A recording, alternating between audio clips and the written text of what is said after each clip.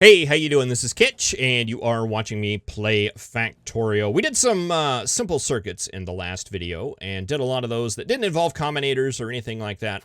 And I kind of forgot one, but then again, I kind of didn't. One of the ones that doesn't use combinators, it just uses wire and some of the items, is a safe train crossing. If you have a particular train set up like this with a lot of really busy trains, and me that almost gets hit by trains a lot, it can be a very useful thing to do. And if nothing else, it's kind of fun to have. So in order to do this, you need a couple of things. You need a gate. And you also need a little understanding of some of the little goofball ways that Factorio works sometimes. That are at least unintuitive to me. So little goofball thing number one is that you can't hook up a gate to the circuit network. It just doesn't work that way. So there's that. In order to make that work, you actually have to hook up a wall to it. And the wall segments that are next to it, you can see they have lights on them now. We can actually connect that up to the circuit network. So when we do that, we have some options that we can do. We can open the gate based on a condition, and we can also read the sensor. Now, whenever that sensor goes off, it's going to output signal G. Now, what does that mean? The gates have a sensor that senses a player close by. So as I get close to it, I can look at this power pole and I see that I get the signal G out on the line. I move further away and it's not there anymore. So whenever a player is in range here and this gate is picking it up, we can pick up that signal and actually use it. Interesting, right? We have like a little player detector here. Think of some uses for that. Anywho. So we got the first part of that, right? We got our gate set up and we know where to connect the wire to make this work. So let's hook this up to a rail signal. We can just hook it up from the wall to the rail signal. Now, rail signals, we can close the signal based on logic, and we can also read the signal that it's sending out. So we know that when we're close, we're going to send out a signal G down here. So we can actually close this if G is greater than 0. So if you pick up that G signal, you go ahead and close little rail signal. And we're close. It's a red signal. Any train coming is going to stop. We move out of range, and the train can go.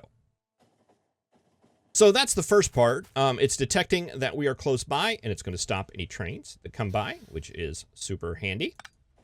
The second part is we want to basically only open this gate whenever that signal is there's a train going through and reserving it. So we can see we have some output signals here. We can do red, yellow, and green on the signal colors. I want to go ahead and set red or yellow to red as well, because we want to send out the same signal whether a train is actually going in the block or it's got the block reserved. So we're going to lock this gate based on both of those. And we can say if the red signal is equal to 0, that is when we want to open that gate. So as the trains are going through, they have the signals reserved. That gate is going to be closed. And when it clears out, is it ever going to clear out? Okay, the gate will open. Fantastic. Now, another little kind of counterintuitive weird thing is that whenever I'm standing close right here, the signal here is red, and we've told the gate to only be open if the red signal is equal to 0, which doesn't make a lot of logical sense. But basically, the best I could figure is that whenever we are forcing that signal, it's only talking about the signals, the output signals that are come from the train network, right? Since this signal comes from an outside source, we're setting it based on that. It doesn't flow back into the network. It's just something you have to accept. It doesn't have to make sense. It just works. And I'm glad it does, because this would not work otherwise. So that gives us a nice little thing right here where, yeah, the trains are gonna. Can we maybe make it to where the train doesn't like stop there every single time? Yeah, there we go. Now they flow through there. It's open all the time unless a train's coming by, and then it shuts automatically. And if we get close to it, then that signal is going to just go off. And we should be able to just go ahead and blueprint this on around, right? Dupe and like dupe. Maybe one closer there, and a little bit like that. And let's see, can we just copy this like all around? Actually, up here. Well, actually, I think we have to connect it to the circuit network first, too, right? Can we go ahead and set you up? There we go. You guys are set, and you guys are going to need a signal coming in the other direction, actually. And we should be able to copy, well, hook it up to the circuit network. And then just copy the logic from there up there. And copy the logic from there, there, and there. There we go, and we can prettify that a bit, do whatever we need to do, but that gives us a safe railroad crossing that is basically going to prevent us from killing ourselves, provided that we actually use it. In the Impractical Factorio series, I had those set up, and I never used them. I was always up here doing this anyway. But that's basically how those are set up. And it's a little bit more advanced than some of the simple circuits because you have to deal with some of the little quirks of the Factorio system. And speaking of quirks of the Factorio system, I want to get into some more advanced circuits today. I don't know if I want to call them advanced circuits, but maybe like more intermediate ones. Ones that involve combinators and all sorts of fun things. And you want to talk about little quirks. There's a couple of them involved with this that really made it hard for me to kind of understand what these are doing until I finally realized what those little quirks were, and it really makes a lot of the builds that you can pull off of the internet and tutorials and stuff like that make a lot more sense. So let's get over here, and we will start working on some circuit builds.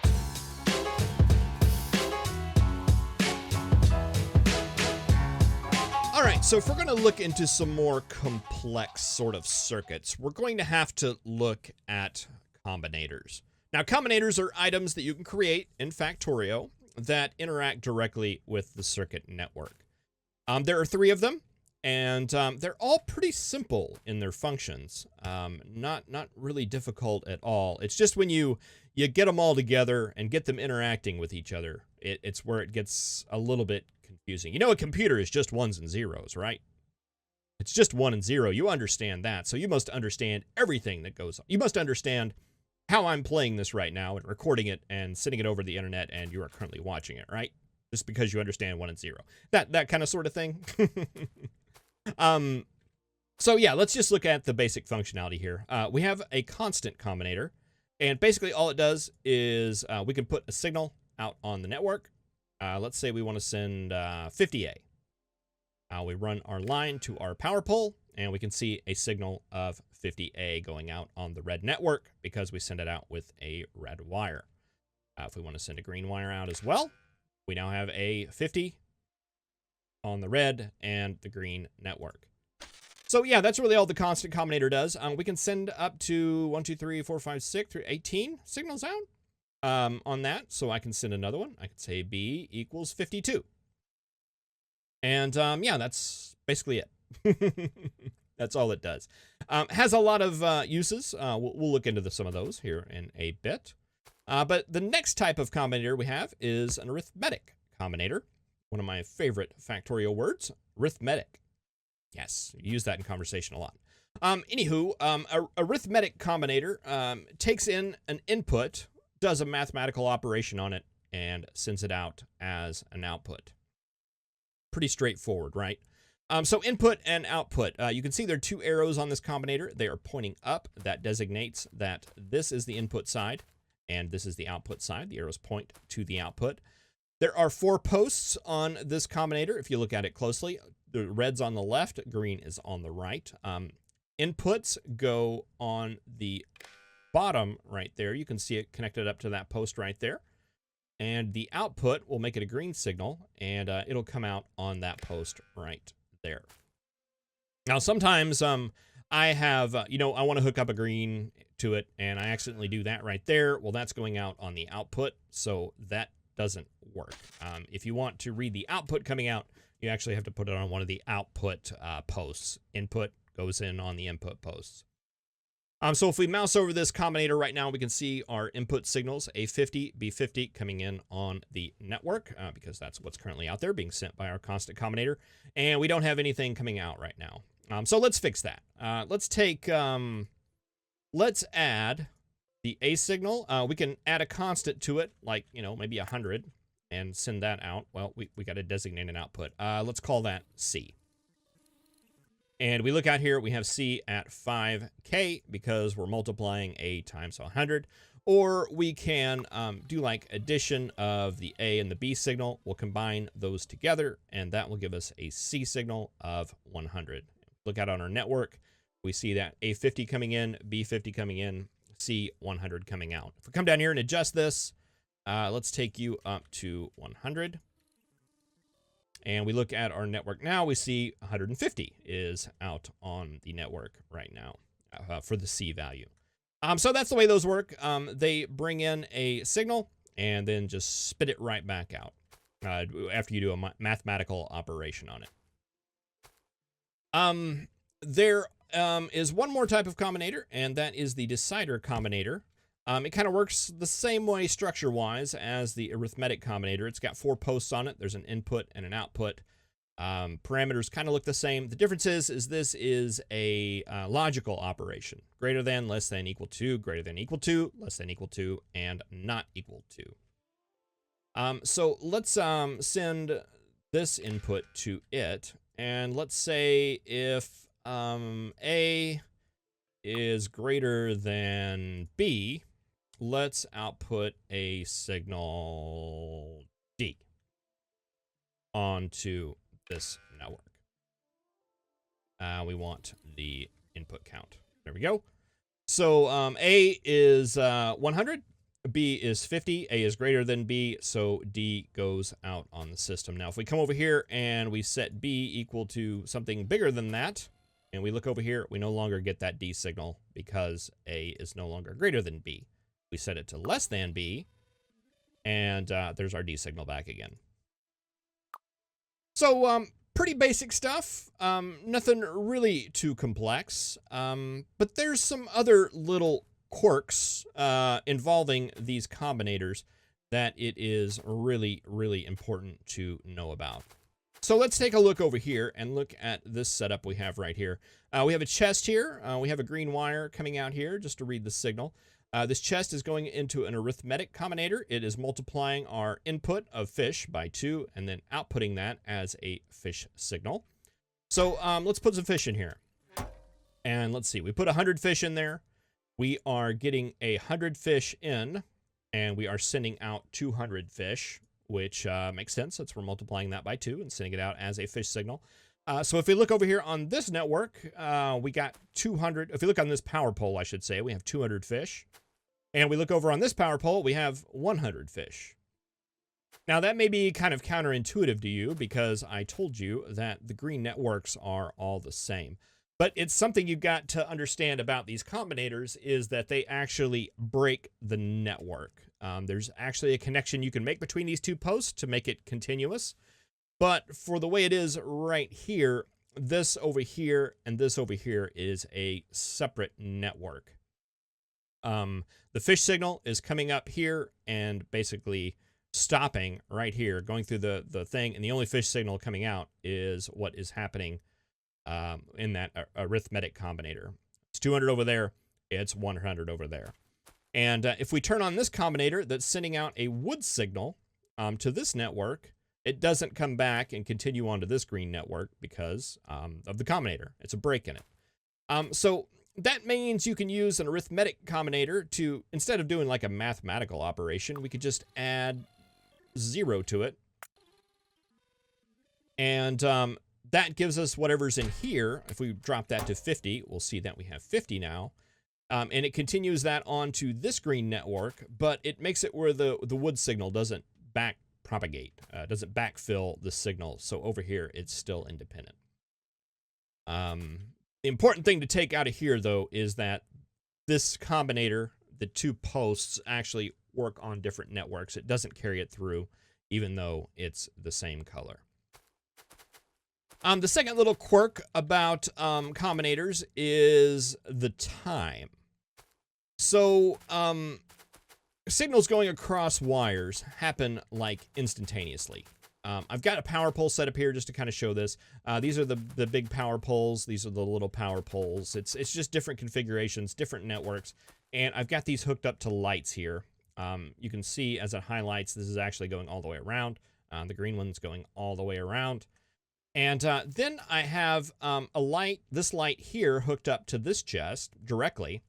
And this light is hooked up to this chest, but through this big long string of combinators here. The combinators are just carrying the signal forward. We're going to take in the fish input, add nothing to it, and then just send it on. And that's what's going on through this whole place till it gets here to the light. And our chest is just set to read the contents, and our lights are set to enable if the fish signal is greater than 0.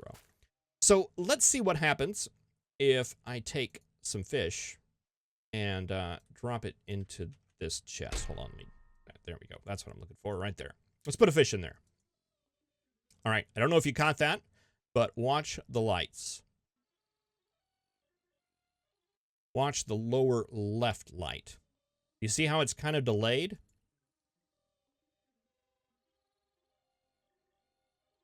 Very, very, very important quirk of working in the circuit network is that for a signal to pass from this end of the combinator to this end of the combinator, there is a tick delay. A delay of 1 tick as it goes through each one of these combinators. And if you look really closely at these combinators, let me turn off the fish sign and move our inventory over.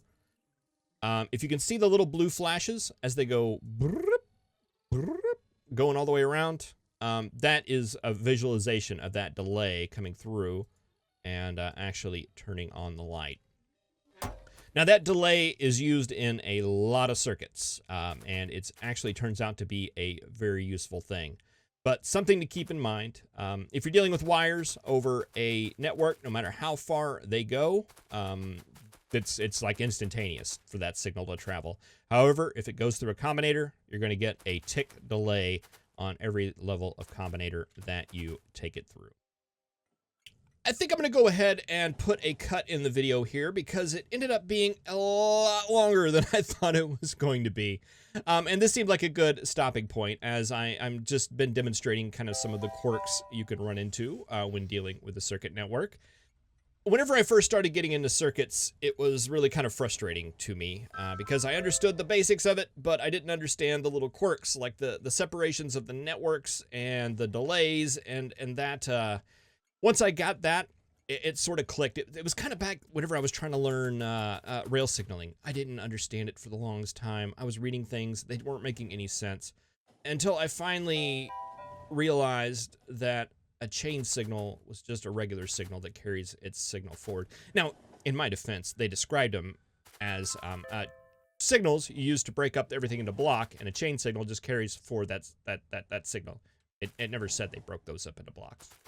I'm just saying that was never set. So without that little tiny bit of information, nothing that you saw on the rail networks would ever make sense. Same thing with the circuits. If you don't know about the delays and the breakup of the networks and things like that, it can be really hard to understand what's going on when things are happening. This was kind of fun. This is just me playing around. I built the chime in Practical Factorio and brought it over here. This is actually a fairly simple circuit as well. These guys are just reading for a wood signal, and whenever they get that wood signal, they play their notes. And I'm actually controlling the timing of it just with different speed inserters, and that's really all that's going on here. Very, very low tech. However, the trigger that starts the process, as well as starts the next process, is based solely off a circuit that is very dependent upon the delay. Without the delay, that circuit would not be possible, or at least would have to be done in a completely other way. Which, this is one of those circuits that I completely didn't understand until I realized that delay was there, and then all of a sudden it made complete and total sense. And we're going to be dealing with that delay a lot, as well as the broken up networks and things like that. So I will see you in the next episode, where we'll take a look at not only some of the circuits that I've built, but some others that I used. I primarily did most of my circuit stuff in the Impractical Factorio series. So we'll look at some of those designs as well. So thank you very much for watching. I really appreciate it. I will see you in the next episode. Have a good one.